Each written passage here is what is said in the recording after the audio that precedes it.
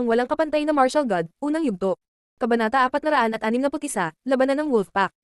Para sa ilang kadahilanan ay hindi ito inilabas. Well, sa susunod makukuha ko na ito. Papalapit na ang mga apoy na lobo na nagsimulang makaakit ng atensyon ng mga tao. Nakalapit na sila, tanaw na ang buong pack. Ang tila walang katapusang dagat ng mga apoy na lobo ay galit na sumusugod sa disyerto.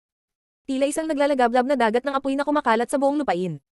Kahit isang butil ng buhangin ay hindi mabubuhay sa ilalim ng napakainit na init. Ang lupa ay nasusunog na itim, ang lobo pack ay pinaso ang lupa sa kanilang kalagayan. Ang masikinamangha ng mga tao ay ang mga apoy ay nagdulot ng pagtaas ng usok mula sa nasusunog na lupa. Nakakatakot. Sa isip ng mga nanunood, ang kanilang mga puso ay marahas na tumitibok. Sapat na ang grupo ng mga firewolves na iyon para mabigla ang lahat ng gising. Kanina, sila ay nasa sabik at nakaramdam ng mataas na espiritu ngunit ngayon ay nakita na nila ang mga lobo at napagtanto nila kung gaano kakilakilabot ang labanan, ito ay talagang magiging isang madugong labanan. Sinira ng grupong iyon ng nakakatakot na mga lobo ng apoy ang lahat sa kanilang dinadaanan. Ang mga tribo na naninirahan sa labas ng lungsod ay malamang nanalipol na.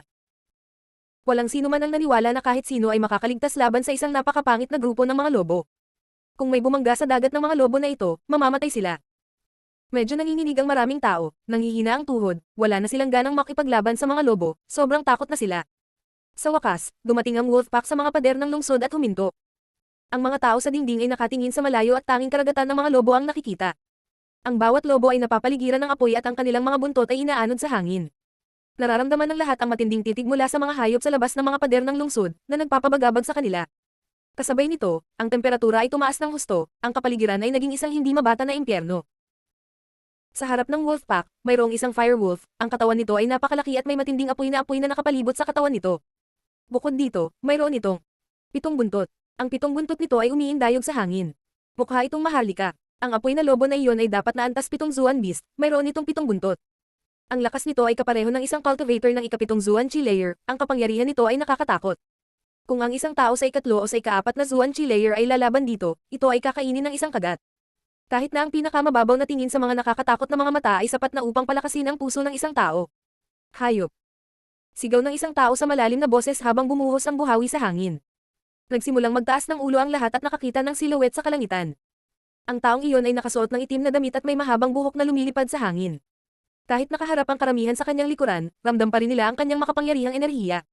Kung maglakas loob siyang labanan ng isang level 7 na Zuan Beast, malamang na napakalakas niya.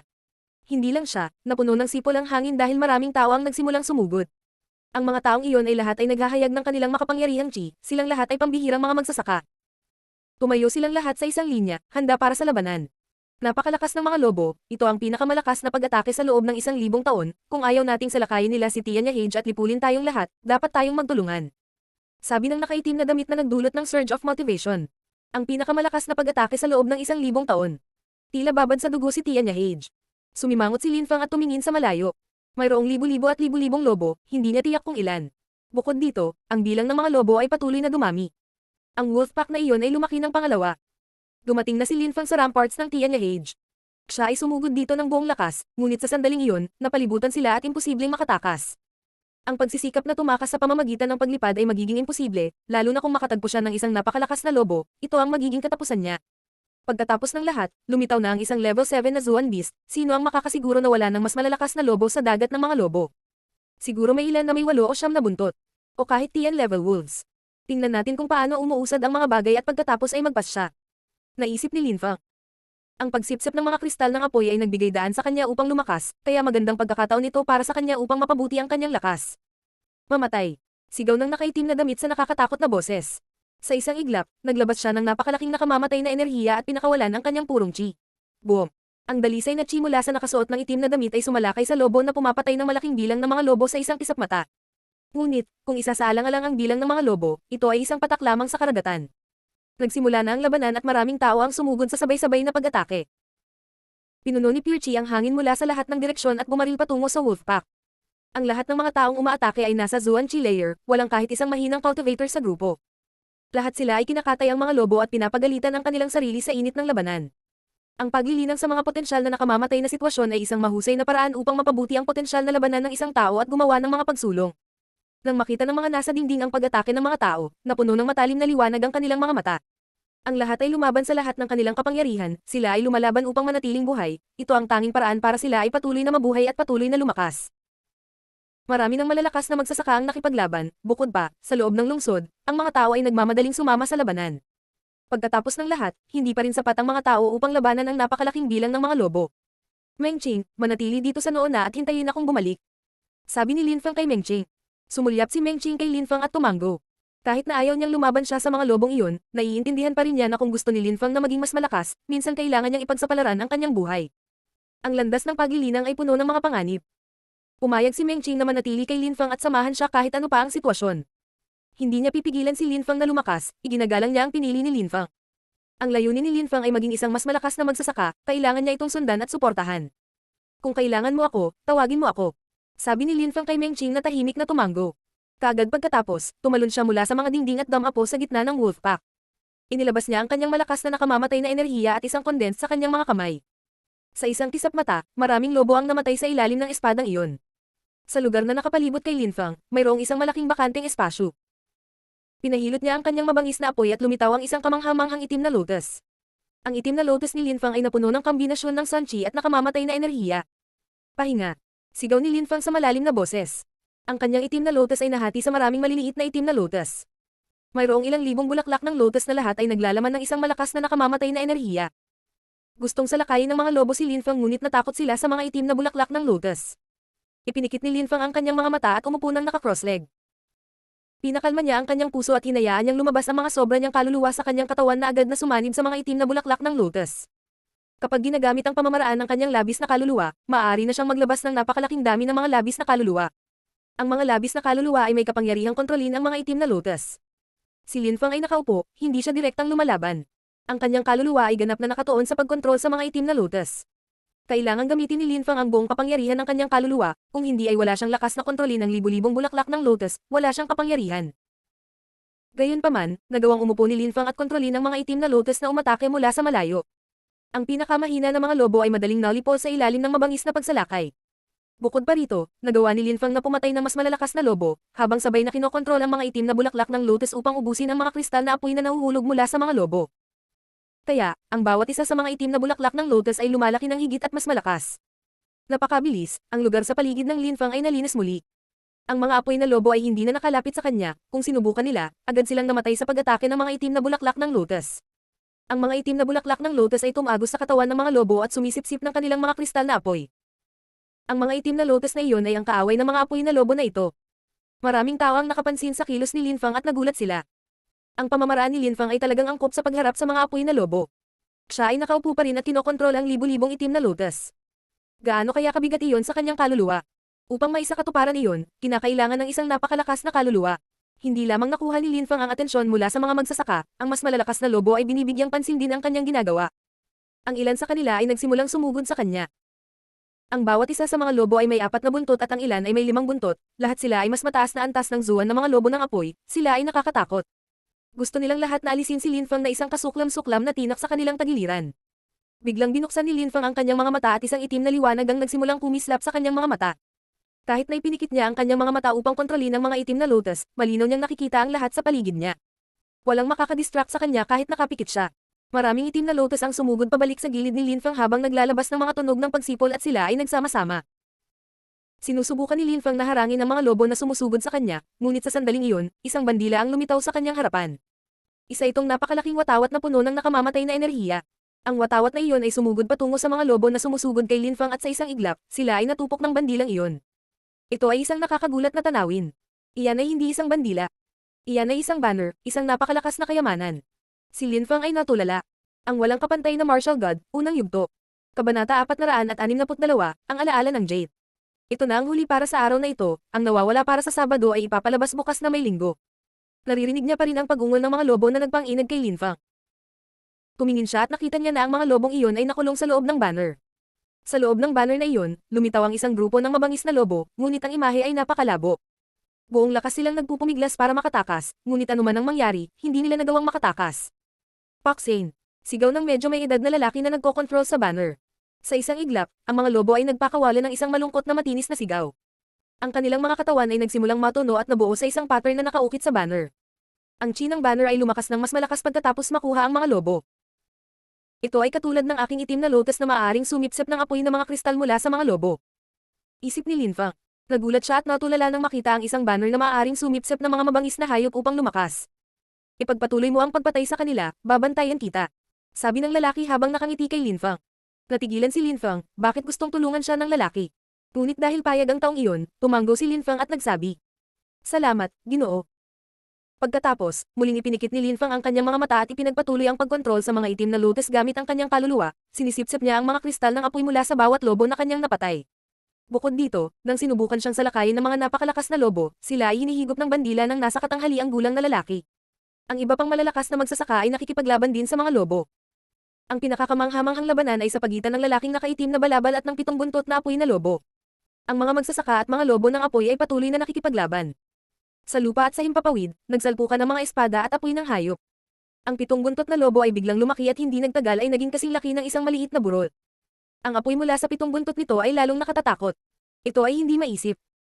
Ang lahat ng iba pang malalakas na magsasaka ay nakikibahagi sa isang madugong labanan laban sa mga apoy na lobo, na hindi pinapayagan ng isang lobo na pumasok sa lungsod. Awu! Maya-maya, ang 7 buntot na apoy na lobo ay umungol ng galit na galit habang nakatingin sa langit. Ang isang malaking bilang ng mga lobo ay biglang tumigil sa pakikipaglaban pagkatapos ang 7 buntot na lobo ay tumalikod at nagsimulang tumakbo palayo. Ang bilis nito ay hindi maisip. Sa isang iglap, napansin ng karamihan na ang lahat ng malalakas na lobo ay nakatakas. Labis na nagulat ang lahat. Ang mga lobo ay umatras at tumakas. Ang mga apoy na lobo ay mayroon pa ring mas maraming bilang kaysa sa mga taong nagtatanggol sa lungsod, ngunit nakakagulat, naglabas sila ng pag-urong. Habang tinitingnan ang nasusunog na lupa, nagbigay ito ng hindi mapakali na pakiramdam. Nakakakilabot na Wolfpack. Nang mapansin ng maitim na balabal ang pag-atras, naging yelo ang ekspresyon ng mukha niya. Nakatitig siya sa Seven-Tailed Firewolf at nakasimangot. Sa pagkakataong ito, ang mga laban ay magiging mas kakilakilabot at mas magyugo kaysa sa inaakala natin. Unang alon pa lang yan. Ang susunod na alon ay hahampasin tayo ng mas mahirap kaysa sa una. Walang pakialam na sabi ng lalaking may itim na balabal habang paalis. Napakalaking Wolfpack. Iyon lang ang unang alon. Tila lalo itong humihigpit habang tumatagal. Inilabas ni Linfang ang kanyang mga itim na lotus, nag-transform sila sa Sanchi at pagkatapos ay tumagos sa kanyang katawan. Iminulat niya ang kanyang mga mata na naglalaman ng bakas ng nakakasilaw na sikat ng araw, tumingin siya sa ibang mundo. Aking kaibigan, iyan ay kahanga-hanga, ikaw ay mahusay. Sabi ng lalaking gumamit ng banner kay Linfang habang nakangiti. Ang iyong banner ay napakalakas din. Sagot ni Linfang. Ang pangalan ko ay Li Xiang. Ang aking banner ay hindi masama, ngunit ito ay malayo sa pagiging kasing ganda ng mga lotus na bulaklak na iyon. Kung hindi ako nagkakamali, tila ang iyong pag-atake ay nangangailangan ng isang napakalakas na kaluluwa upang makontrol ang maraming mga bulaklak, kaya ang iyong kaluluwa ay dapat na napakalakas. Ako si Linfang. Sagot ni Linfang. Linfang. Bulong ni Li Xiang. Tumiti siya at sinabi. Linfang, alam mo ba kung ano ang pinakamahalagang bagay para sa akin, kapag ginagamit ang aking banner? Umiling si Linfang, wala siyang masyadong alam tungkol sa paggamit ng mga ganitong uri ng pag-atake. Ang aking banner ay isang espiritual na bandila, ang pinakamahalagang bagay ay ang pagkakaroon ng isang napakalakas na kaluluwa. Kailangan mong pagsamahin ang mga piraso ng iyong kaluluwa sa banner na ginagawa itong bahagi ng iyong katawan. Sabi ni Li Xiang, dahan-dahan siyang nagsasalita, pagkatapos ay nagpatuloy siya. Nasa iyo na ang itim na lotus na nagbibigay daan sa iyo upang masipsip ang mga kristal ng apoy, kasama ng iyong makapangyarihang kaluluwa, madali kang makakagawa ng isang banner ng apoy. Kung gagawa ka ng fire banner, maaari mong ikulong ang mga halimaw na iyon at masipsip ang kanilang mga kristal na apoy. Kung gayon hindi mo nakakailanganing gumamit ng napakaraming kapangyarihan ng kaluluwa para kontrolin ang napakaraming itim na lotus. Kumunat ang noo ni Linfang at sinabi, bakit mo sinasabi sa akin ang mga bagay na ito? Sa totoo lang, bihira akong makatagpo ng mga taong akma sa aking kakayahan sa banner. Gusto kong tulungan kang gumawa ng fire banner, gusto kong makita kung gaano kalakas ang magiging banner mo. Sabi ni Li Xiang habang mukhang tuwang-tuwa. Pagkatapos ay dinagdag niya. Ang banner ay isang kamanghamanghang kayamanan, inaasahan kong gumawa ng isang banner kasama ka at makita kung gaano ito kalakas. Si Linfang ay mukhang naguguluhan at tumingin kay Li Xiang ng diretso sa mga mata. Natutunan ni Linfang ang isang prinsipyo sa kanyang nakaraang buhay, sa mundo, walang librero walang nagbigay kahit kanino ng kahit ano ng librera nang hindi umaasa ng kapalit. Ang banner na iyon ay tiyak na napakahalaga, ngunit ang kausap ni Linfang ay nakakagulat na gustong ituro sa kanya ang kasanayan at gustong tulungan siyang lumikha ng isang fire banner, hindi maintindihan ni Linfang ang kanyang motibo. Ngunit walang maintindihan si Linfang mula sa pagtingin sa mga mata ng kanyang kausap, excitement at pagkainip lamang ang kanyang nakita. Kung sa tingin mo ay sinusubukan kitang linlangan, hayaan mong sabihin ko sa iyo ang isang bagay, kahit na malakas ka, mas malakas ako kaysa sa iyo. Bakit kailangan kitang lokohin sa anumang bagay? Sabi ni Li Xiang habang nakangiti. Nanatiling tahimik si Linfang. Tama si Li Xiang, mas malakas siya kaysa kay Linfang, ngunit kung gagamitin ni Linfang ang kanyang buong lakas, makakalaban niya ito. Siyempre, iyon ay nagbibigay na si Li Xiang ay nagsasabi ng totoo at hindi nagtago ng kanyang lakas sa laban. Isang fire banner. Bulong ni Linfang. Pagkatapos ay sinabi niya, Kung tuturuan mo ako kung paano lumikha ng banner, ano ang gusto mo bilang kapalit? Wala. Sabi ni Li Xiang habang umiiling. Sige, tanggap ko, sumang-ayon si Lin Feng habang tumatango. Sige, mabuti, sumama ka sa akin. Sabi ni Li Xiang habang nakangiti. Mas lalo siyang nasasabik kaya mas nagtiwala si Lin Feng sa kanya. Wala rin siyang gusto kay Lin Feng. Mukha lang siyang tuwang-tuwa at tuwang-tuwa, parang batang may bagong laruan. Ngunit talagang umiral ba ang gayong mga tao? Gusto ba ng isang malakas na magsasaka na tumulong sa isang tao para lamang masiyahan ang sarili niyang pagkamausisa? Nagsimulang maglakad si Li Xiang patungo sa sentro ng lungsod. Mahigpit na sumusunod si Lin Feng sa kanyang likuran, kumaway siya kay Meng Qing na agad namang tumanggo at sumunod kay Nona. Ang tiya niya Hage ay hindi gaanong naiiba sa isang lungsod ng Zuyu, ang mga kalye ay malalawak at ang mga gusali ay matataas at matayog. Dinala ni Li Xiang si Lin Feng sa isang kuta bago sila huminto. Lin Feng, ito ang aking tirahan. Medyo kalmado, walang mang-istorbo sa amin. Sabi ni Li Xiang. Ibang-iba talaga ito sa ibang bahagi ng lungsod, walang masyadong tao sa paligid. Ito ay isang tahimik na lokasyon. Halika. Sabi ni Li Xiang habang pumapasok sa kuta. Mayroong malamig at masamang chi sa loob ng kuta. Parang palasyo sa loob at sobrang liwanag. May mga kaldero sa lahat ng dako at may apoy sa ilalim ng bawat isa sa kanila. Bukod dito, sa main hall, may malamig na hangin na naging sanhi ng panginginig ng kaluluwa ni Lin Feng. Pinaikit ni Lin Feng ang kanyang mga mata. Dito nakatira si Li Xiang. Anong marilag na lugar, ang tanging problema ay ang kakaibang malamig na hangin na iyon. Nagsasanay ako ng kasanayan sa banner at ang aking banner ay isang espiritual na banner, nangangailangan ito ng isang malakas na kaluluwa upang magamit. Kaya naman ang hangin dito ay nakakaapekto sa kaluluwa, ito ay nagbibigay daan sa akin upang palakasin ang aking kaluluwa, hindi na kailangang mag-alala tungkol dito. Paliwanag ni Li Xiang na parang nahulaan niya ang iniisip ni Lin Feng. Pagkatapos ay naglakad sila patungo sa gilid ng kuta. Sa loob ng silid, mayroong isang dambuhalang praying mat na gawa sa hinabang kate. Sa harap ng banig na iyon, may isang malaking kaldero, ang pinakamalaking kaldero sa bahay. Lin Feng, ganyan ka gumawa ng banner, kailangan mong gamitin ang kapangyarihan ng iyong kaluluwa dito para matutunan kung paano gumawa ng banner. Sabi ni Li Xiang habang nag-aabot ng jade stone kay Lin Feng. Kinuha ni Lin Feng ang jade at nagulat. Naglalaman ito ng kakaibang chi. Ito ay isang memory jade. Si Lin Feng ay natulala. Sa pamamagitan ng paglalagay ng kanyang kaluluwa dito, maaari niyang makuha ang lahat ng mga alaala na nakapaloob sa loob. Ito ay isang lubhang mahalaga at mahalagang jade. Ang mga malalakas na magsasaka ay maaaring sumipsip ng mga alaala sa kanilang kaluluwa. Ang memory jade ay nakapagtala ng napakalakas at makapangyarihang mga diskarte. Ang mga napakalakas na cultivator lamang ang makakapagtala ng kanilang mga alaala sa isang memory jade. Ang mga mahihinang cultivator ay hindi makakapagtala ng kanilang mga alaala. Bukod pa rito, ang mga taong naglalagay ng kanilang mga alaala sa memory jades ay hindi mag-aaksaya ng kanilang lakas upang ilagay ang mga walang kwentang kasanayan sa loob. Ang mga tagubilin sa paggawa ng banner ay nakakagulat na nasa loob ng jade, tulad ng inaasahan. Ito ay isang napakahalagang sandata. Ang presyo ng jade stone na iyon ay hindi rin kapanipaniwala. Nakapagtataka, si Li Xiang ay nag-aabot ng kayamanan kay Lin Feng nang walang pag-aalinlangan. Hindi naintindihan ni Lin Feng ang motibo ni Li Xiang. Isa lang ba talaga siyang curious na tipo ng tao? Napaungo si Lin Feng at agad na inilagay ang kanyang kaluluwa sa jade at ginalugad ang mga alaala sa loob. Sa isang iglap, naramdaman ni Lin Feng na ang kanyang kaluluwa ay sinipsip sa isang whirlpool ng kamalayan, hindi mabilang na mga alaala ang nagsimulang lumitaw sa kanyang isipan. Ang walang kapantay na martial god, unang yugto. Kabanata 463, quote. Ang banner ay hindi isang sandata tulad ng iba, kailangan itong sumanib sa kaluluwa ng isang tao. Ang lakas ng kaluluwa ng isang magsasaka ay isa sa pinakamahalagang aspeto sa paggawa ng banner. Tanging isang magsasaka lamang na may makapangyarihang kaluluwa ang maaaring gumamit ng isang espiritual na banner. Kung ang isang magsasaka ay walang malakas na kaluluwa, ang kapangyarihan ng banner ay limitado. At saka, kung ang kaluluwa ay masyadong mahina, wala itong kapangyarihang sumanib sa isang banner. Hinukay ni Lin Feng ang mga alaala at tumingin kay Li Xiang. Upang gumawa ng banner, kailangan ko ng emptiness tree bilang base. Mayroon akong ilang mga puno ng kawalan ng laman. Mahinahong sabi ni Li Xiang na ikinagulat ni Lin Feng. Si Lin Feng ay hindi pa nakakita ng emptiness tree ngunit ayon sa mga alaala sa jade, ang puno ay nakagawa ng hiwalay na espasyo sa loob nito. Ang mga puno ng kawalan ng laman na kailangan upang makaipon ng maraming mga singsing sa edad upang bumuo ng isang hiwalay na espasyo, pagkatapos lamang ito ay angkop para sa paggawa. Bukod pa rito, maaaring gamitin ang bawat bahagi ng emptiness tree upang lumikha ng lahat ng uri ng mga kayamanan na may kaugnayan sa kalawakan. Ito ay isang napakamahal na puno. Ngunit si Li Xiang ay mahinahon na nagsasabi kay Lin Feng na mayroon siya nito. Lin Feng, mayroon akong lahat ng mga materyales na kinakailangan para sa paggawa ng iyong banner, huwag mag-alala. Kailangan mo lang ibigay ang iyong kaluluwa, iyon lang, hindi mahirap matuto. Ang pinakamahirap na bahagi ay ang pagsasama-sama ng iyong kaluluwa sa banner. Sabi ni Li Xiang. Nagulat si Lin Feng. Alam niya kung paano gamitin ang surplus souls technique kaya ang paggawa ng banner ay magiging angkop para sa kanya. Habang patuloy niyang sinisiyasat ang mga alaala, nagsimula siyang makaramdam ng labis na pananabik. Susubukan ko ang aking makakaya. Sabi ni Lin Feng. Tumanggo si Li Xiang at nagsabi. Huwag tayong mag-aksaya ng oras. Simulan natin ang paggawa ng iyong banner. Ang kailangan mong magpasya ngayon ay, gusto mo bang gumawa ng fire banner o ibang uri ng banner? Sa iyong makapangyarihang kaluluwa, mapipili mo kung ano ang pinakaangkop sa iyo, walang magiging problema para sa iyo na sumanib dito. Gusto kong gumawa ng fire banner. Sinabi ni Lin Fang nang walang pag-aalinlangan. Tumanggo si Li Xiang nang hindi nagkomento. Bahagyang gumalaw siya at maraming bagay ang lumitaw sa harap ni Lin Fang. Sa gitna ng mga bagay na iyon, mayroong isang pulang puno, ang puno ay napapalibutan ng isang espasyo chi, ito ay isang punong walang laman. Ang emptiness tree na iyon ay napakaliit, halos 1 metro ang taas. Gayunpaman, si Li Xiang ay gumawa ng isang maliit na paggalaw at ang puno ay biglang nagsimulang lumaki ng ilang beses na mas malaki.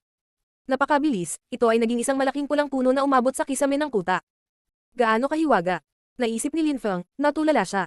Ang emptiness tree na iyon ay kapaki-pakinabang kapag lumilikha ng mga kayamanan sa kalawakan o mga sukat, kahit na nabunot, naglalaman pa rin ito ng napakalakas na enerhiya sa espasyo. Gusto mo bang gawin ito o dapat ko? Tanong ni Li Xiang kay Lin Fang na nakatitig sa napakalaking emptiness tree. Gagawin ko. Gumalaw si Lin Fang at sa isang iglap, isang napakalaking apoy ang nagsimulang mag-alab sa buong katawan niya. Napuno ito ng nakakapasong mainit na araw chi. Mag-apoy. Sigaw ni Lin Fang sa malalim na boses. Ang kanyang araw na chi ay gumagalaw sa hangin patungo sa puno ng kawalan. Agad nitong nilamon ang mga ugat, saka umakyat sa puno at kumalat sa mga sanga hanggang sa marating ang tuktok ng puno. Napakabilis, ang puno ay nagliliyab sa nakakapasong mainit na apoy ng araw. Gayunpaman, walang mga palatandaan ng isang nagngangalit na impyerno mula sa puno, walang malalaking apoy, maliit ang apoy, tila isang maliit na baga. Tanging ang tunog lamang ng nagngangalit na apoy ang nagpapahintulot kay Lin Fang na malaman na ang puno ay nasusunog. Ang punong iyon ay nagliliyab at naglalabas ng nakakapasong init, sa kabila ng kawalan ng apoy, ito ay lubhang nakakaintriga upang masaksihan. Habang nasusunog ang puno, pinakawalan ni Lin Fang ang kanyang makapangyarihang labis na mga kaluluwa na nagsimulang tumagos sa puno ng kawalan. Pinagmamasdan lang ni Li Xiang si Lin Fang habang ginagawa niya ang banner. Siya ay labis na nagulat, si Lin Fang ay napakahusay kapag kinokontrol ang masalimuot na apoy at ang kapangyarihan ng kanyang kaluluwa, siya ay namumukod-tangi. Malamang na pinag-aralan niya ang sining ng paggawa ng mga armas noong nakaraan, hindi posibleng ito ang kanyang unang pagkakataon. Malinaw na magiging kapaki-pakinabang para kay Lin Fang na gumawa ng mga armas sa nakaraan kapag gumagawa ng sarili niyang banner. Bukod dito, ang paggawa ng banner ay hindi isang mahirap na gawain. Ang pinakamahirap na bahagi ay ang pagsasama ng kaluluwa ng isang tao sa banner. Mabagal na lumipas ang oras, kalahating araw ang lumipas, ngunit sina Lin Fang at Li Xiang ay nasa iisang lugar pa rin at hindi gumagalaw sa buong oras. Bukod sa hanging umiihip sa kuta, mayroon ding nakakapasong mainit na chi na gumagalaw sa mga bulwagan. Ang buong kuta ay napuno ng matinding init. Sa kailaliman ng kuta, hindi gumagalaw sina Lin Fang at Li Xiang kahit 1 pulgada. Sa sandaling iyon, nakapikit ang mga mata ni Lin Fang at marubdob siyang nakatuon sa kanyang gawain. Tsaka nag-uumpisa ng mamatle yung mukha niya. Ito ang pinakamahalagang sandali sa paggawa ng banner.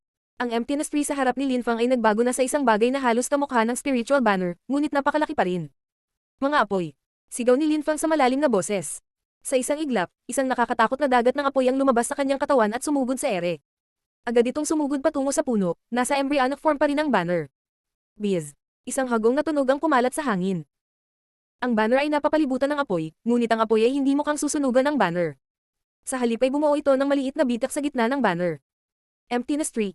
Ang maliit na bitak na iyon ay ang magkahiwalay na espasyo, naglalaman ito ng kapangyarihan ng apoy at espasyo, napakahirap na tumusok dito. Bulong ni Lin Fang. Kaagad pagkatapos, gumalaw siya at nagsimulang gumalaw ang kanyang kaluluwa patungo sa banner. Tila mayroong isang hukbo ng maliliit na kaluluwa na kumikislap sa paligid ng apoy at ginagamit ito upang tumagos sa maliit na bitak. Isang banayad na tunog ng pag-crack ang pumuno sa hangin at tila mabibiyak ang magkahiwalay na espasyo. Ang napakaraming mga labis na kaluluwa at ang dagat ng apoy ay tumagos sa banner. Wala nang apoy sa paligid ng banner, ngunit ang apoy na chi na sinimulan nitong ibuga ay napakainit. Walang mga apoy ngunit ang apoy na chi ay napakapangit. Sakripisyo ng kaluluwa. Sigaw ni Lin Fang. Agad na namutla ang mukha niya.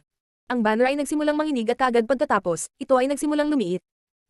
Kasing laki na ito ng isang regular na banner at tila tanggayan ito ng banayad na simoy ng hangin. Gayunpaman, ang banner ay biglang nagpakawalan ng hindi kapanipaniwalang apoy na chi bilang ganti. Fusion. Si Lin Fang ay nagngangalit ang kanyang mga ngipin habang patuloy na napupuno ng apoy ang hangin. Ang banner ay umiikot sa himpapawid na parabang naabutan ng bagyo. Tapos na. Mapatla ang mukha ni Lin Fang ngunit mukhang natuwa siya. Pakiramdam niya ay may isa na siyang braso. Ramdam na ramdam niya ang banner na parang parte ng sarili niyang katawan. Iyon ang unang pagkakataon na pinagsanib ni Lin Fang ang kanyang kaluluwa sa isang sandata. Pakiramdam niya ay malaya niya itong galawin gaya ng ginawa niya sa kanyang mga braso o binti. Binigyan siya ni Li Xiang ng memory jade at ang mga tagubilin sa paggawa ng banner. Iniunat ni Lin Fang ang kanyang braso at ang banner ay lumiit sa laki ng kanyang palad. Ito ay mapaghimala. Ang mga puno ng kawalan ay napakamisteryoso. Naisip ni Lin Fang habang inilalagay ang kanyang banner. Nilinggan niya si Li Xiang at ngumiti. Lin Fang, magaling kang gumawa ng mga armas. Kapag nakaharap ang mga lobo, hindi mo nakakailang galing maubos ang napakaraming enerhiya. Kailangan mo lang ay absorb ang mga ito sa iyong banner. Tumanggo si Lin Feng ngunit medyo nakaramdam siya ng kakaiba, bakit siya tinulungan ni Li Xiang sa ganoong lawak. Kung hindi dahil sa iyo, hindi ko na nagawang gumawa ng banner na ito, maraming salamat. Kung may kailangan ka, magtanong ka lang at ibabalik ko ang iyong kabaitan. Si Li Xiang ay mukhang nasa sabik at nagsabi. Sige, maaari mo bang ibigay sa akin ang paraan na ginamit mo upang bigyan ng iyong kaluluwa ng gayong kapangyarihan ng mahika, pagkatapos ay kukunin ko rin ang iyong singsing na may batong na, gusto ko ang lahat ng nasa loob. Gusto ko lahat ng bagay na iyon kapalit ng banner. Ito ay dahil tinulungan kitang gumawa ng banner. Ha? Si Lin Feng ay namangha. Gusto ni Li Xiang ang surplus souls technique at lahat ng pag-aari ni Lin Feng kapalit ng banner. Kahit na mahalaga ang banner weapon, mas mahalaga ang surplus souls technique ni Lin Feng. Tila alam ni Li Xiang na si Lin Feng ay nagsasanay ng soul technique. Hindi ka ba humihingi ng sobra? Tanong ni Lin Feng nang hindi nawawalan ng galit, na natili siyang kalmado. Umiling si Li Xiang at sinabi sa walang malasakit na tono. Hindi ako sakam na tao. Hindi ko na-absorb ang kaluluwa mo, yan ang gagawin ng taong sakam. Bukod pa rito, ibinigay ko sa iyo ang lahat ng mga materyales at mga tagubilin sa paggawa ng iyong banner, napakabuti ko. Si Lin Feng ay nakaupo lang doon at walang sinabi habang nakatingin kay Li Xiang. Tahimik ding nakatingin si Li Xiang kay Lin Feng na may malamig na tingin. Boom! Isang napakalaking nakamamatay na enerhiya ang pumuno sa hangin at ang silwete ni Lin Feng ay biglang tumaas sa hangin. Itinaas ni Lin Feng ang kanyang kamay at nagsimulang lamambot ang isang espada na nagpapaliwanag sa buong silid. Pagkatapos ay dumiretso ito patungo kay Li Xiang. Malamig na umungol si Li Xiang. Itinaas niya ang kanyang kamay at isang masamang hangin ang lumabas mula sa kanyang palad. Naglalaman ito ng isang malakas na evil energy. Tila 1,000,000 multo ang nakulong sa loob ng kanyang palad. Isang dagandong na tunog ang kumalat sa hangin habang nagbanggaan ang mga kapangyarihan. Hindi nagaksaya ng oras si Lin Feng at lumilipad na sa ere patungo sa exit. Sa isang iglap ay nawala na siya sa paningin. Ang malamig na ekspresyon ni Li Xiang ay biglang napalitan ng malaking ngiti at tila siya ay nabaliw sa excitement. Sumugod siya patungo sa labasan habang lumilipad sa masamang hangin. Ang walang kapantay na martial god, unang yugto. Kabanata 464, nakakabaliw na tawa. Tumabas si Lin Feng sa kuta at tumingin sa paligid, agad niyang napansin sina Meng Qing at Nona. Meng Qing, aalis na kami. Tara na, sigaw ni Lin Feng na ikinagulat ni Meng Qing. Kaagad pagkatapos, sumulyap si Meng Qing kay Nona pagkatapos ay lumipad sa hangin na sumusunod sa likod ni Lin Feng. Isang unos ng malamig na hangin ang sumugod mula sa kuta. Si Li Xiang ay mukhang mas nasasabik kaysa dati at pinapanood niya si Lin Feng na may malaking ngiti sa kanyang mukha. Umikot ang kanyang hangin sa kanyang katawan at sumugod sa ere, dinala siya patungo kay Lin Feng. Sa lupa, namangha si Nona, panay ang titig niya sa mga silweta na nawawala sa abot tanaw. Kaagad pagkatapos, namula ang mukha ni Nona, nakaramdam siya ng kawalan ng pag-asa at desperado. Naiintindihan niya ang intensyon ni Lin Feng, tinawag lang niya si Meng Qing na umalis kasama niya na nangangahulugang hindi niya isasama si Nona. Iniiwan siya ni Lin Feng, dahil siya ay masyadong mahina at magiging pabigat lamang. Kung kailangan nilang dalhin ni Lin Feng at Meng Qing ang Nona, wala silang pagkakataong makatakas. May pagpipilian silang manatili para labanan si Li Xiang o iwan siya, pinili nilang iwan siya. Sana magkita tayo ulit. Sabi ni Nona na labis na nagulat. Hindi niya akalain na bigla silang maghihiwalay. Ang kanyang ama ay patay na, ang kanyang tribo ay nalipol at si Lin Feng ay iniiwan na siya ngayon, tila siya ay nag-iisa. Pero agad naman siyang ngumiti. Kahit na may luha sa kanyang mga mata, ang kanyang ngiti ay napakarilag. Kahit na siya ay nag-iisa, maswerte siyang nabuhay. Sa kalangitan, ang tatlong silhouette ay nagmamadali sa lungsod. Lumilipad sina Lin Feng at Meng Qing sa harapan. Malinaw na sinusubukan nilang tumakas. Gayunpaman, si Li Xiang ay sumusunod sa likuran nila habang pinapanatili ang parehong distansya, ni hindi sila nahuhuli at hindi nahuhuli. Malamig ang ekspresyon ng mukha ni Lin Feng. Inilabas niya ang kanyang nakamamatay na enerhiya, ngunit malinaw na malinaw sa kanya kung gaano kalakas si Li Xiang. Gamit ang kanyang banner, madali niyang nahawakan ang Zuan Beast sa ika-4 at ika-5 antas ng Zuan. Nagiging mas malinaw na ang mga cultivator sa ika-5 layer ng Zuan Qi ay hindi magkakaroon ng pagkakataong labanan si Li Xiang. Kung lalabanan siya ni Lin Feng, kailangan niyang maging maingat dahil hindi na siya sigurado kung mananalo siya. Gaano kabilis? Ang bilis niya ay hindi kapanipaniwala. Naisip ni Lin Feng na ang ekspresyon ay malamig pa rin. Sa sandaling iyon, ginagamit niya ang kanyang buong lakas para makatakas kasama si Meng Qing, ngunit tila imposibleng matakasan si Li Xiang at higit pa doon, si Li Xiang ay casual na lumilipad sa himpapawid, ni hindi niya ginagamit ang kanyang sarili. Buong lakas. Lin Feng, gusto ko lang matutunan ang iyong soul technique at makita kung may kapakipakinabang ba sa iyong singsing. Nasabi ko na, mabait akong tao at hindi kita papatayin. Bakit ka nagkakaganyan? Sabi ni Li Xiang, nakangiti pa rin siya at patuloy na binanggit na hindi niya sila papatayin, na parabang ito ang paraan niya ng pagiging palakaibigan. Hindi siya pinansin ni Lin Feng at nagpatuloy sa paglipad pasulong. Sa sobrang bilis, makikita ang kanilang grupo na lumilipad sa tarangkahan ng lungsod. Kung umalis sila sa lungsod, makakaharap nila ang hindi mabilang na mga lobo ng apoy. Ang disyerto sa paligid ng Tianyahage ay malamang napuno ng hindi mabilang na malalakas na apoy na lobo. Huminto si Lin Feng, parang tapos na siyang tumakas. Dama pa siya sa ramparts ng lungsod at tumingin kay Li Xiang na may malamig na titig. Huminto si Li Xiang sa himpapawid nang makita niyang tumigil si Lin Feng sa pagtakbo. Nakatingin siya kay Lin Feng na may malaking ngiti, ngunit ang kanyang ekspresyon ay bahagyang naging tense. Siya ay tila sobrang walang pakialam at kahanga-hanga habang siya ay nakatayo sa hangin.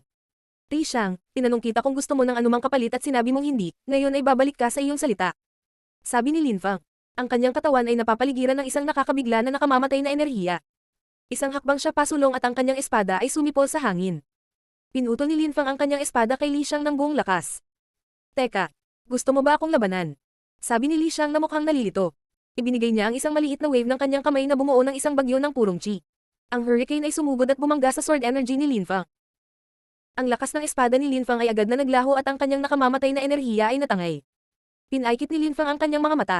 Gaya ng inaasahan, hindi na ihayag ni Li Xiang ang kanyang tunay na lakas. Hinarang niya ang pag-atake ng espada ni Lin Feng sa isang nakaka-relax at walang pakialam na paraan. Ang kanyang dalisay na chi ay naglalaman ng hindi kapani-paniwalang kapangyarihan, wala nang anumang pagdududa sa kanyang lakas, siya ay mas malakas kaysa sa isang cultivator sa tuktok ng ikalimang Zuan Chi layer, maaring mas malakas pa siya kaysa doon. Hindi nagpatuloy si Lin Feng sa pagsasalita.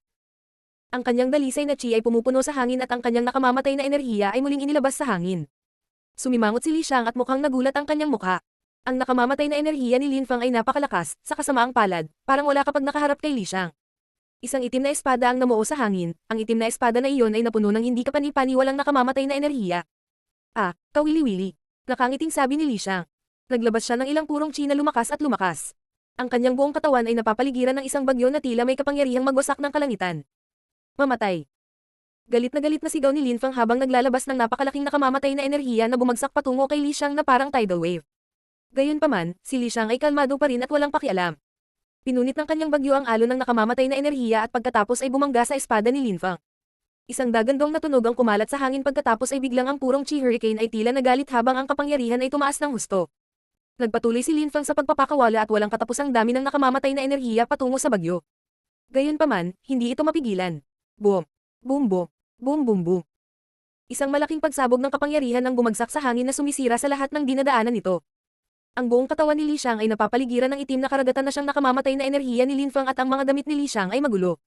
Bumalik na sa normal ang kapaligiran, ngunit ang mukha ni Li Xiang ay wala ng ekspresyon, mukha pa rin siyang kalmado at walang pakialam, ngunit malamig din. Sa sandaling iyon, nawala ang mga silhouette ni Lin Feng at Meng Qing. Nang maramdaman ni Lin Feng ang purong chi ni Li Xiang na biglang lumakas ang lakas, napagtanto niya na hindi siya kailanman katapat ni Li Xiang, si Li Xiang ay mas malakas kaysa sa naisip ni Lin Feng. Sa makatuwid, habang si Li Xiang ay ginulo ng nakamamatay na enerhiya, agad na tumakas sina Meng Qing at Lin Feng ng buong bilis. Pumasok sila sa disyerto na puno ng mga lobo at nagsusugal na hindi maglakas loob na sundan sila ni Li Xiang. Nang makita ni Li Xiang na paalis na sila, nagsimula na naman siyang ngumiti. Agad siyang sumugod sa himpapawid at lumitaw sa parehong distansya sa likod ni Lin Feng at Meng Qing tulad ng dati, pagkatapos ay patuloy na sumunod mula sa likuran. Hindi man lang siya nagdalawang isip bago pumasok sa disyerto na dinagsan ng mga lobo, ang iba ay may 7 buntot, ang iba ay may higit pa. Si Lin Feng ay natulala. Hinahabol pa niya sila. Nasa teritoryo na sila ngayon ng mga lobo, ngunit patuloy niya silang hinabol ng walang dalawang isip. Nagbago ang mga ekspresyon ng mukha ni Lin Feng at Meng Qing. Sila ay lumilipad ng mas mataas at mas mataas sa kalangitan. Sinusubukan nila ang kanilang makakaya upang maiwasan ang mga lobo ng apoy, hindi sila naglakas loob na bumagal at tila pinabilis ang kanilang bilis. Dahil sinusundan pa rin sila ni Li Xiang, iisa lang ang lugar na matatakbuhan. Kinailangan nilang bumalik sa lugar kung saan sila unang dumating, iyon ang tanging paraan para makaalis sila sa disyerto at makatakas mula kay Li Xiang. Malinaw na hindi alam ni Li Xiang kung ano ang iniisip ni Lin Feng. Kaya't nakasunod pa rin siya sa likod ng mga ito sa isang nakaka-relax na paraan, patuloy niyang pinananatili ang parehong distansya. Hindi pa rin niya ginagamit ang buong lakas niya para habulin sila. Parang nakikipaglaro siya sa kanila. Lin Feng, kailangan ba talaga ito? Iilan lang ang gusto ko, ayokong makita kang tumakbo sa kamatayan mo. Mahinahong sabi ni Li Xiang habang sinusundan niya si Lin Feng na nagpahila kay Lin Feng ng mahabang mukha. Hindi kailanman interesado si Li Xiang na makita ang banner ni Lin Feng, parang gusto lang niyang makipaglaro. Ang lupa ay napakainit at naglalabas ng matinding init, ang ilang bahagi ng lupa ay sisabog sa apoy, ngunit walang mga apoy na lobo na makikita. Nagulat si Lin Feng, galing ba talaga sa kailaliman ng planeta ang mga firewolf na iyon? Ngunit si Lin Feng ay walang oras na mag-isip tungkol sa anupaman, ang gusto lang niya ay makatakas mula kay Li Xiang. Kahit na hindi sila hinahabol ni Li Xiang ng buong lakas at parang naglalaro siya, sino ang makakaalam kung kailan siya mag-asawa at papatayin sila? Siyempre, kung si Lin Feng ay itinulak na masyadong malayo, wala siyang pakialam sa mga kahihinatnan at ilalabas niya ang mga masasamang espada. Nagpatuloy sila sa paglipad sa hangin saglit at si Lin Feng ay pagod na pagod. Gumawa siya ng bahagyang paggalaw at lumitaw ang banner sa ilalim ng kanilang mga paa at nagsimulang lumaki. Lumipad sa ere ang malaking banner habang bitbit sina Lin Feng at Meng Qing. Ang paglipad sa banner ay kinailangan ni Linfang na gumamit ng mas kaunting enerhiya, sinimulan niyang tanggalin ang ilang mga purity stone mula sa kanya at patuloy na hinihigop ang mga ito upang mabawi ang kanyang kapangyarihan. Si Li Xiang ay mukhang mas nasasabik nang mapanood niya ito. Sinusundan pa rin niya si Linfang sa isang mahinahon at nakaka-relax na paraan. Ang kanyang bilis ay hindi mabagal o mabilis. Gaano man kabila sinubukan ni Linfang na tumakas, ang distansya sa pagitan nila ay nanatiling pareho sa buong panahon. Malapit na tayo. Pagkaraan ng mahabang panahon, sa wakas ay natanaw na rin nila ang talampas na nangangahulugang malapit na silang makarating. Kung nakabalik sila, ligtas silang makakaalis sa disyerto. Mas nag-aalala si Linfang kay Li Xiang na lumilipad sa buong oras na ito, natakot siya na baka bigla silang mahuli ni Li Xiang at wala silang magagawa para pigilan siya. Ngunit ang takot ni Linfang ay hindi naging katotohanan. Hindi nagtagal ay bumagsak sila sa lupa at bumalik sa lugar kung saan sila dinala doon. Sinusundan pa rin sila ni Li Xiang, ngunit napanatili ang kanyang distansya. Malumanay pa rin siyang lumilipad sa hangin habang nakangiti habang nakatingin kina Linfang at Meng Qing. Hindi ka ba magpapatuloy sa pagtakbo palayo? Tumakas. Isang ngiti ang lumitaw sa mukha ni Linfang. Hinawakan niya ang kamay ni Meng Qing habang idinagdag niya. Sayet. Nang matapos siya, nawala sa paningin sina Linfang at Meng Qing, at nabigla si Li Xiang nang makita silang nakatakas sa kanyang katinuan. Nang makita ni Li Xiang na wala na sina Linfang at Meng Qing, nagulat siya ngunit kaagad pagkatapos, mas lumawak ang kanyang ngiti at mas lalo siyang naging excited. Dahan-daang itinaas ni Li Xiang ang kanyang ulo patungo sa langit at samandal, ipinikit ang kanyang mga mata at huminga ng malalim, tila ninanamnam niya ang sandaling ito. Kaagad pagkatapos, binuksan niya ang kanyang mga mata at isang kamanghamanghang liwanag ang makikita sa kanyang mga mata. Ha, ha ha, ha ha ha, ha ha ha ha ha ha. Si Li Xiang ay sumabog sa walang katapusang tawa, isang nakakabaliw na tawa. Ang walang kapantay na martial god, unang yugto. Kabanata 465, ang sinumpang mundo. Ha. Lalong nag-hysterical ang tawa ni Li Xiang. Naglalabas siya ng isang nakakatakot na makapangyarihang China yumanig sa kalangitan. Kung nakita ni Linfang ang eksenang ito, malalaman niya na hindi sila makakatakas kay Li Xiang kung hindi niya ito papayagan. Ang kapangyarihan ni Li Xiang ay maaaring magpaluhod kay Linfang, hindi makagalaw o makahinga sa presensya ni Li Xiang. Ang lupa sa abot ng mata ay nanginginig dahil sa hysterical na pagtawa ni Li Xiang. Ang kanyang chi ay umaagos sa lahat ng direksyon, napunit nito ang kalangitan at napunit ang lupa.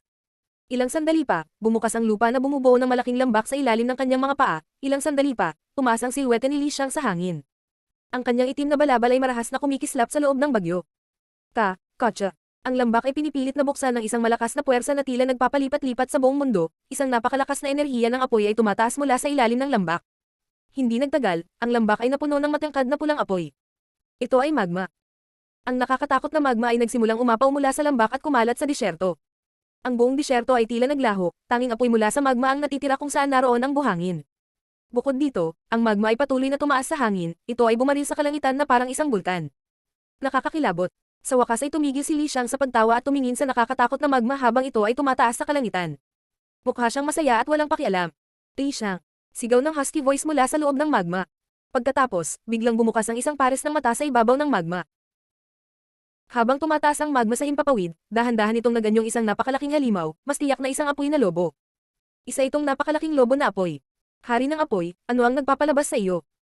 Sabi ni Li Xiang habang nakatingin sa nakakatakot na apoy na lobo na para bang binabati niya ang isang matandang kaibigan. Li Xiang, ano ang nangyayari sa iyo? Bakit ka tumatawa ng malakas? Ano ang posibleng makapagpapasaya sa iyo? Tanong ng haring apoy. Ang boses nito ang naging sanhi ng panginginig ng kapaligiran. Hindi mo ba nakita? Malamang matagal mo nang alam ang paglabas na iyon. Sabi ni Li Xiang. Alam ko ito, ngunit ang paglabas na iyon ay hindi gagana para sa iyo. Bakit ka tumatawa dito na parang tanga? Walang pakialam na sabi ni Fire King. Siya ay nanirahan dito mula pa noong sinaunang panahon, paanong hindi niya malalaman ang tungkol sa paglabas sa Zuyu. Bueno, binigyan ko siya ng isang napakamahalagang regalo upang dalhin sa labas kasama niya. Sabi ni Li Xiang habang nakatingin sa langit at humihinga ng malalim. Kaagad pagkatapos, ang mga ulap sa kalangitan ay nagsimulang umikot at isang malaking bagyo ang nabuo sa paligid ng Li Xiang. Boom! Si Li Xiang ay nagpakawala ng nakakatakot na enerhiya mula sa kanyang kamao na bumagsak sa hangin na nagdulot ng isang dumadagandong na boom. Boom boom boom. Si Li Xiang ay nagpatuloy sa marahas na pag-atake sa parehong lugar, sinusubukang pilitin ang pinto na lumitaw para sa kanya. Ang madugong mundong ito ay isang isinumpang mundo, ako, si Li Xiang, ay hahanap ng paraan para makaalis. Marahas na yumanig ang lupa at ang langit ay tila babagsak anumang oras. Ang pagiging makapangyarihan ay isang pasanin. Kung mas marami kang alam tungkol sa mundong ito, lalo kang nababaliw. Kung katulad ka ng ibang tao, hindi mo maiintindihan kung anong uri ito ng mundo. Ngunit, nalaman mo na ang katotohanan ng mundong ginagalawan natin. Ngunit masasabi ko sa iyo na ang pumipigil sa atin na umalis ay hindi isang selyo, at ang mundong ito ay hindi isinumpa. Ito ay isang normal na mundo tulad ng iba. Bamantong hininga ang haring apoy. Ang boses nito ay naging matanda at pagod na. Siya ay mas matanda kaysa kay Li Xiang, ang agwat sa edad ay napakalaki. Ito ay ipinanganak sa pinakasentro ng mundo. Sa paglipas ng mga taon, nabuo ang sarili nitong katalinuhan. Ito ay may malawak na kaalaman na sumasaklaw sa paglipas ng milenya. Alam na alam ng apoy na lobo ang mga limitasyon ng mundong ito, hindi nila nagawang masira ang hangganan ng mundong iyon at makatakas sa kanilang kulungan, ngunit may mga daan patungo sa labas na nagpapahintulot sa mga tao na makapasok. Sa makatuwid, alam ng lobo na ang pangarap ni Li Xiang na umalis ay mananatiling ganoon. Ano naman sa'yo? Ano ang iyong mga plano? Tanong ni Li Xiang patungo sa hari ng apoy. Ang gusto ko lang gawin ngayon ay salakayin si Tianya Hage at dahan-daang makontrol ang mundong ito. Kung nagawa kong sakupin ang mundo, wala akong dahilan para iwanan ito. Mabagal na sabi ni Fire King. Sana magtagumpay ka at sana ay makamit mo ang iyong pangarap sa hinaharap. Sabi ni Li Xiang habang nakangiti. Nilamon ng liwanag ang katawan niya at agad siyang nawala sa paningin sa hindi kapani-pani walang bilis. Ang hari ng apoy ay nakatingin lamang sa figure ni Li Xiang sa malayo, pagkatapos ay dahan-dahang bumalik sa magma. Napakabilis, bumalik ang disyerto sa orihinal nitong kalagayan na parang walang nangyari. Matapos makatakas mula sa disyerto, nagpakita sina Meng Qing at Lin Feng sa harap ng sinaunang puno. Nakaramdam sila ng sariwang hininga sa malamig na hangin ng Lovesick Forest. Pakiramdam nila ay habang buhay na simula nang makaramdam sila ng napakapreskong hangin. Nagkatinginan sina Lin Feng at Meng Qing at ngumiti. Dumaan sila sa isang napakamisteryoso at mystical na karanasan. Tila nagteleport sila sa isang misteryosong rehiyon na ibang-iba sa kanilang sarili. Tumingon si Lin Feng, nanlisik ang kanyang mga mata habang nakatingin sa ilusyon na nakapalibot sa puno, biglang naglabas si Lin Feng ng napakatalim na chi at ang kanyang kamay ay tumusok sa hangin. Isang tunog ng paghiwa ang lumitaw at nahulog ang isang puno, na hamarang sa pasukan sa ilusyon. Nagpatuloy si Lin Feng sa pag-atake hanggang sa tuluyang mazara ang pasukan. Little Feng, anong nangyayari? Nang marinig ni Yu Menghi ang malalakas na ingay, ang kanyang siluwet ay kumikislap at siya ay nagpakita sa harap ni Lin Feng, 4 na babae ang sumama sa kanya. Nagulat siya, bakit tinatakan ni Lin Feng ang pasukan sa ilusyon? Ina, hindi na tayo makakapunta sa lugar na iyon. Sabi ni Lin Feng habang nakatingin kay Yu Menghi. Kakaiba ang itsura ni Lin Feng, naramdaman niyang hindi na sila dapat bumalik sa rehiyong iyon. Ito ay isang mapanganib na lugar na puno ng kasamaan at kamatayan. Ang mga lobo ng apoy ay may hukbong sapat na makapangyarihan upang sakupin ang lupain, sino ang nakakaalam kung magtatagumpay sila o hindi. Si Yu Meng ay nanatili tahimik sa loob ng ilang segundo at sumagot. Sige, hindi na tayo pupunta doon. Tumiti si Lin Feng at nagsimulang maglakad kasama si Yu Menghi. Nagtanong siya, Ina, may nangyari ba nitong mga nakaraang araw sa Zuyu? Walang mahalaga, ilang tao mula sa Dragon Mountain Empire ang dumating sa Zuyu. Malamang na pumunta sila para talakayin ang Great Competition ng Zuyu.